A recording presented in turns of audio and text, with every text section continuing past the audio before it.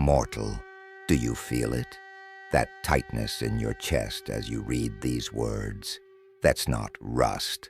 That is the scent of knowledge too ancient to be known. The hunger of a truth buried beneath 10,000 lies. Listen closely, now. This is not a story you've heard before.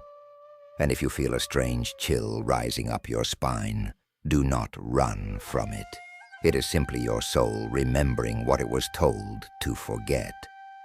The Emerald Tablets were never meant for mankind. Not in the way you think. They weren't written for scholars or scribes. Not even for kings. They were carved in a time before language, etched in a frequency only the awakened can hear. They were designed for those who had seen the veil lifted and survived the sight.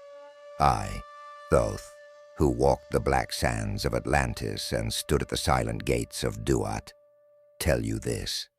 The tablets are not relics. They are living codices, not books, but beings.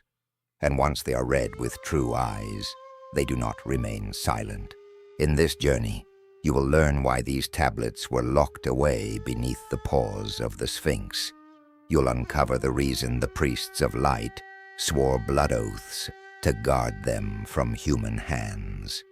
And you'll understand, perhaps for the first time, what they truly contain. But beware, the Emerald Tablets do not reveal truths. They awaken them, and once awakened, they cannot go back to sleep. Are you ready? Then let us begin. Long before Egypt wore its golden crown, long before the pyramids pointed their spines toward the stars, there was Atlantis, not the myth, not the island swallowed by waves. The real Atlantis was not of this earth, not in the way you know Earth. It was a consciousness, vast, crystalline, radiant, a civilization forged in alignment with the great harmonic of the cosmos. I was born there, or rather I arrived, called into form to serve as a bridge between light and form, between the breath of spirit and the density of matter. They called me Thoth, in other worlds, other names, but always the same purpose, keeper of wisdom, guardian of the forbidden flame. When Atlantis fell, it was not merely through water. It collapsed inward, devoured by its own brilliance. Power unchecked became pride. Pride became separation, and separation, as it always does, became ruin. We, the priests of the sacred flame, escaped, not to survive, but to preserve. We sailed across deserts not yet formed, following the stars that pointed to Kem, what you now call Egypt.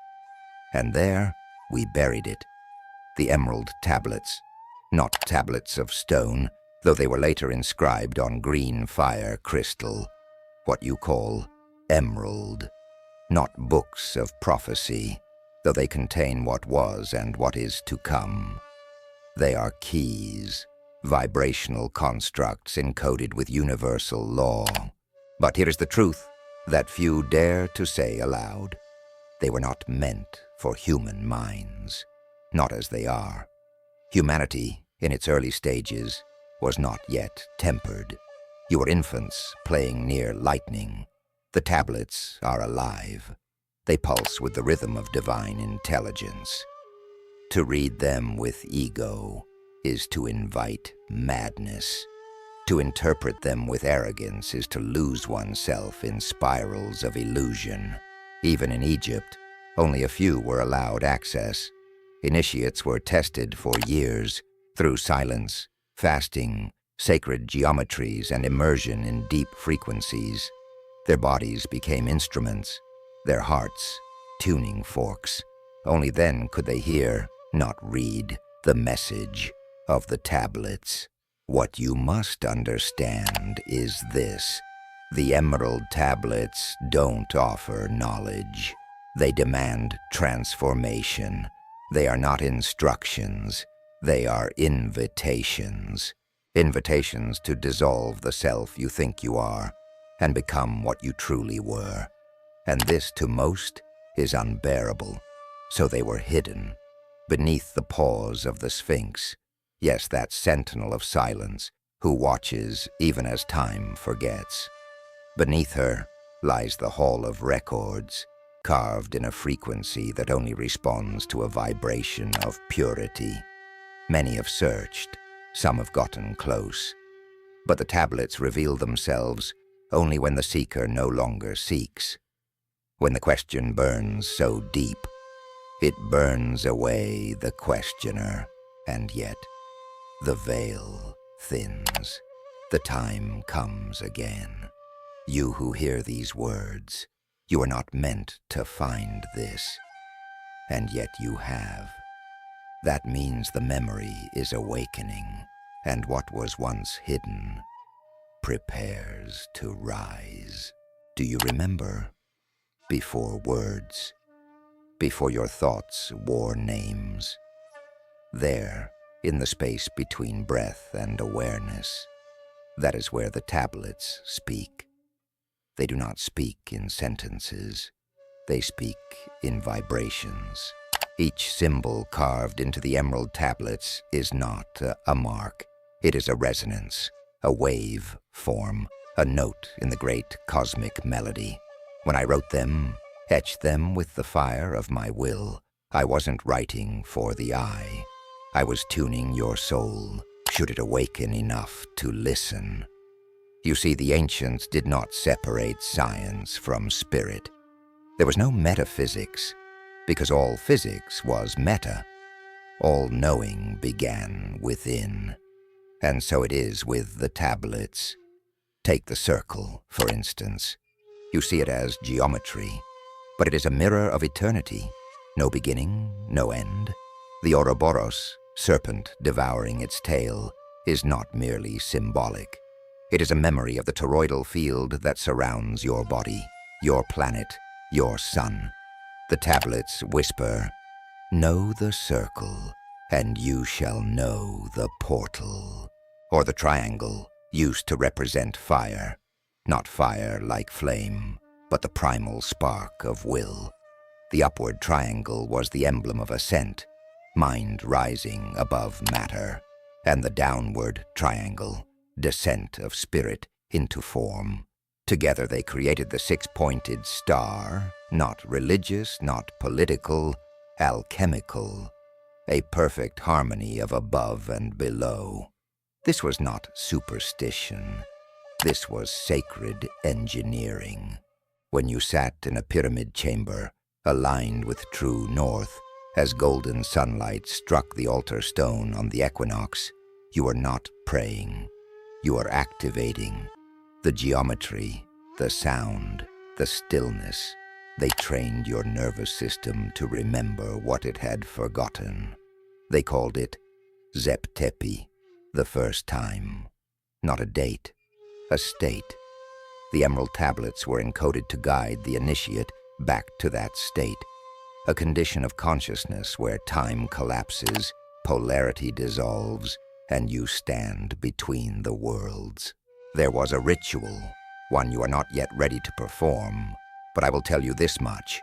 It took place within the mirror of Shout. Shout, in the old tongue, meant shadow. Not the evil you fear, but the part of you hidden, your double, your echo in the other realm.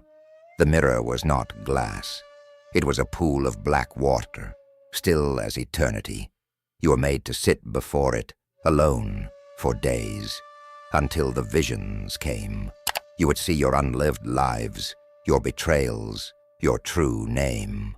And if you could watch without fleeing, without clinging, only then would the next tablet be shown. The emerald tablets are not pages to be read. They are rooms to be entered.